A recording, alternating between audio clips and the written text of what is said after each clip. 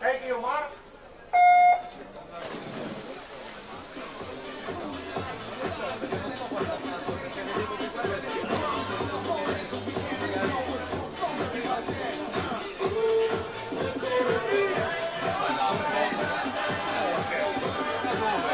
No, mia.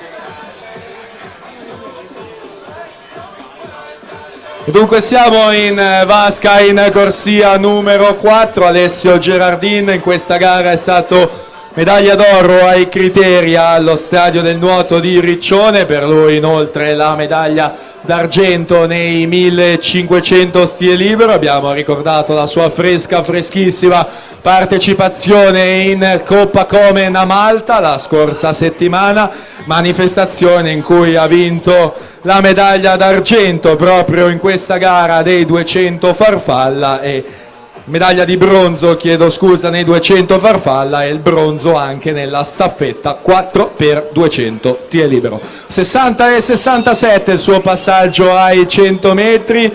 Leonardo Vendrame 1:02:12, Raiu Carancota in terza posizione 1:03:03.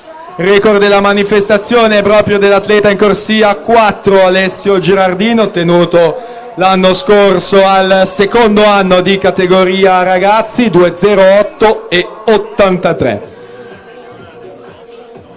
2:08:83 quindi il suo record della manifestazione per Gerardin, che fa 32 e 59 nei suoi terzi 50 metri, Vendrame 32 e 72, Cota 34 e 42 in terza posizione dalla corsia numero 7.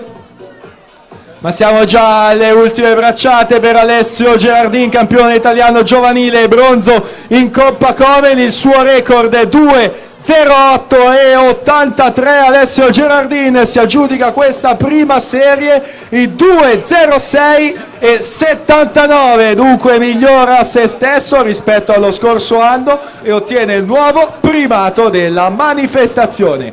Leonardo Vendrame in seconda posizione, 2:09 e 19, in terza posizione